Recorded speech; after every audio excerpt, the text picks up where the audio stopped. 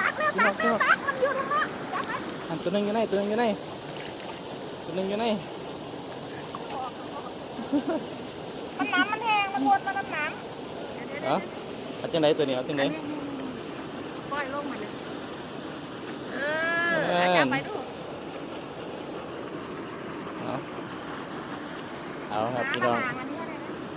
2 ตัวครับนี่ปะอยู่ข้างนอกตัวนึงอยู่ไหนตัวนึงจะขึ้นฝนตกแห้งครับบาทแรกแห้งหมานงัดลงไปโอ้ตัวยังประสูตรก็ปานยังก่อนไปยังก่อนตัวนึงเลยปลาขาวเอาพามาตัดอันนี้ก็ได้2 ต้นโอเคต้นไม้ครับน้ำไหลแห้งครับต้นตรงนี้น้ำไหลแห้ง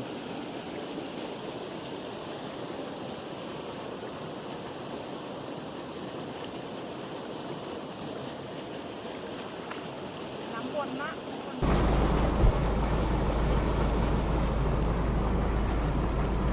วะ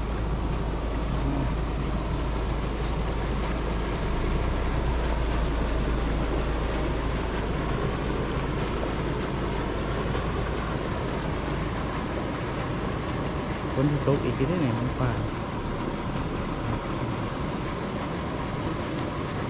สวัสดีครับสวัสดีพี่น้องทุกท่านครับสวัสดีค่ะ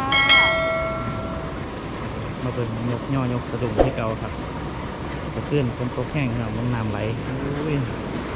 จักฝ่าจักฝนครับปากคอไหลมาก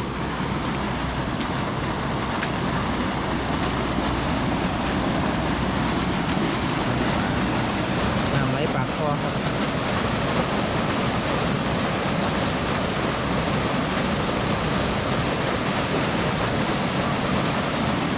ใส่โอ้มาแล้วครับต้อง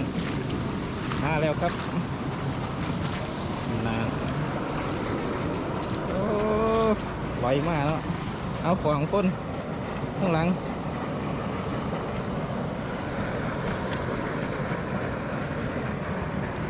ครับปลาสูตรพี่น้อง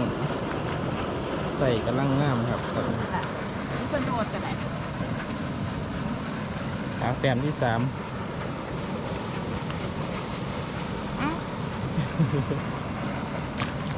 ง่ายดีนะน้องมันไม่ลงบ่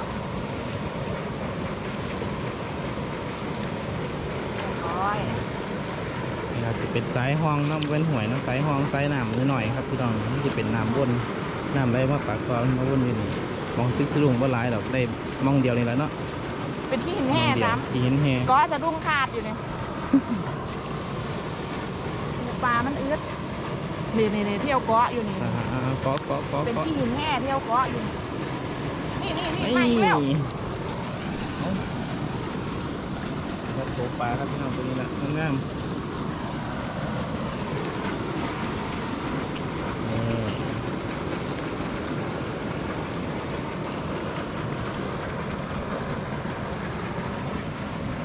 บาทละตัวก็ยังดีเลยมันตัวใหญ่เนาะตัวใหญ่อยู่ตัวงามปลาตัวงาม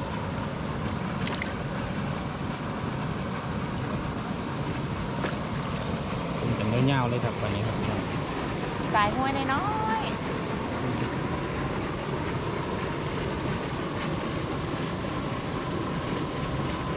ปลาเนี่ยปลานี่แหละที่มันมาติดนี่แหละเด้อที่เป็นปลาขาวปลานี่มันโดดที่ปากก็แม่มองนี่มันมีแห้งนะแต่สุดแต่เป็นแง่งที่เห็นมองนี่ก็ตั้งได้ที่เห็นพี่น้องเบิ่งอันนี้เป็นชิ้นหินนี่ครับนี่เป็นชิ้นหินโคตรชิ้นหินใหญ่นี่ชิ้นหินใหญ่อันนี้ตะกอสะดุ้งดีเกาะอีหลังนั่นเกาะเปล่านี่มันยืนนี่ก็เป็นหินนี่ยืนแล้วมองตั้งสะดุ้งกันตอนน้ำแห้งเนาะรอเนี่ยเป็นหินแห้งหมดเลย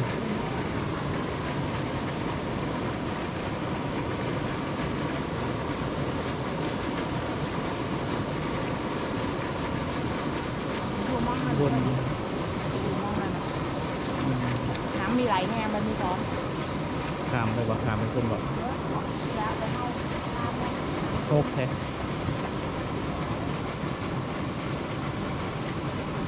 ก็นั่นปลาโดดที่หลัง ตาดี เอาอีหลีอีหลีเห็นอีหลี โชค มันหอกกระว่างมึง มันยังละเมื่อยมันยังละไหลมันน้ำๆนี่ล่ะเขาสะดุ้งนี่ อ่านเกาะอีแล้ว น้ำ เกาะโคตรหิน เกาะอีกแล้วครับ เกาะแง่งที่สุดนี่ละนี่ออกหน้าแต่น้อยนั่นนี่แหละ น้ำมันพัดสะดุ้งเขาไปหา เอ หิ อน น้ำเขาจะลงไป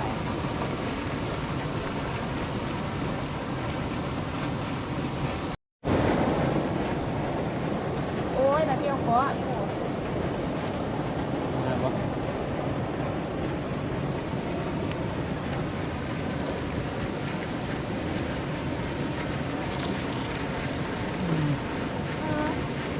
ปิดอย่างคักเลยล่ะตาอู้ยเหนื่อยโดดโอ้ยอยู่ทั้งเงาะ อยู่นอกซ้ อุ้ยเสียดายเด้อใหม่เด้อ ำโอ้ย มันมาใต้ท้องเนาะ ไต่สะดุ้งยินทองออกซ้ำ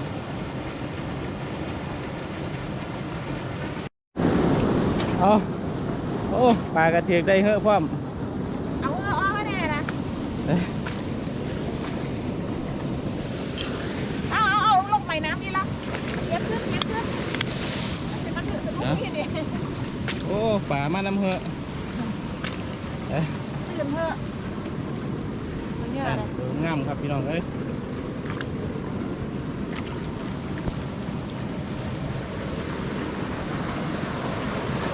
ทางปลาครับตรงนี้ปลามันโดดปลาก็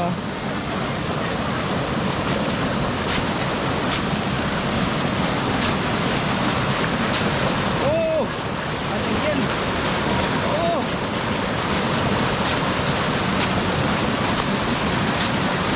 โอ้โหนะปลามันตื่นปลากำลังขึ้นมา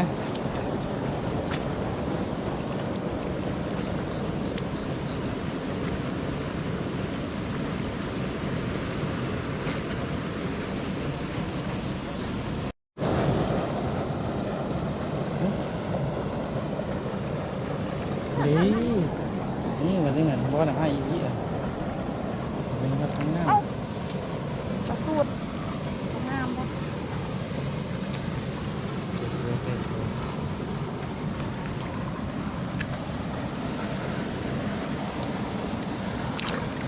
มีตัวนี้เหรอ เพิ่งเข้าเดือนมาเข้าเดือน เอามัดไว้ให้แน่ ที่ได้ ย่ามันลึกไปน้ำหมดนะ ปลาตัวนี้มัดใส่ นี่แล้วนี่ เอาดีป่ะนั่งตัดแล้ว ตัดแล้วกันเอาไปเกาะอันนั้นมันเอาเกาะต้นมันเอา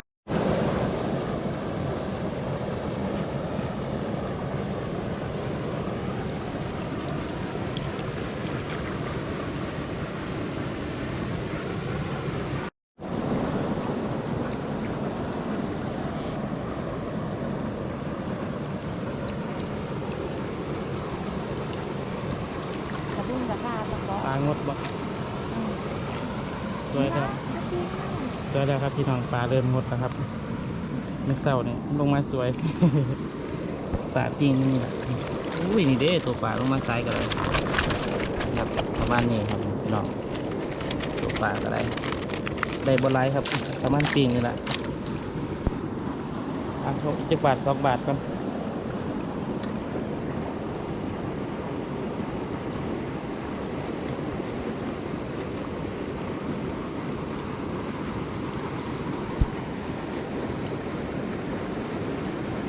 ปลางดแล้ว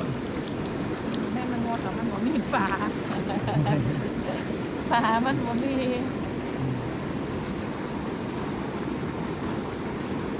มันต้มโดดๆอยู่หันน่ะต้มโดดอยู่หันจะไปใส่เบิดไปย่างไปเพิ่น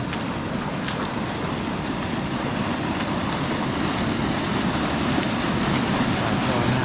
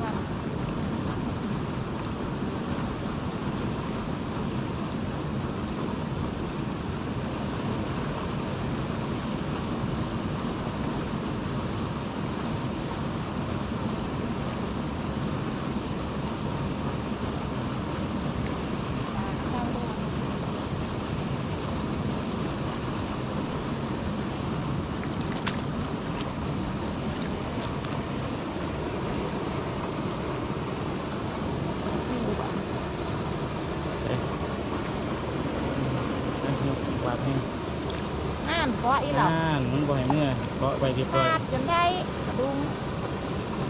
เอาเชือก ค ดู รับ บ้าง ปิดคลิปเท่านี้นะครับพี่น้องสะดุ้ง โอ้ล้มมือ บักใหญ่ คนนะก็เห็นครับเดี๋ยวจะพบพอกันไม่คลิปหน้าครับพี่น้องคลิปมื้อนี้กันเราจะมื้อนี้ก่อนทำได้ปลาประมาณปีนึงนี่แหละมื้อนี้สวัสดีครับ ไปเลย สรุปปลาพี่น้องน้องนี่ครับซ้ำ ที่ปลาที่ตัว3 6 7 8ตัวนะครับปลาตัวใหญ่ครับปลาสวดปลาขาวนี่ครับปลาบ้านหลายครับปลาบ้านนี่ขึ้นมาจากอ่างแต่ปีนี้แหละพอดีกินนะครับสำหรับปลามื้อนี้ก็ได้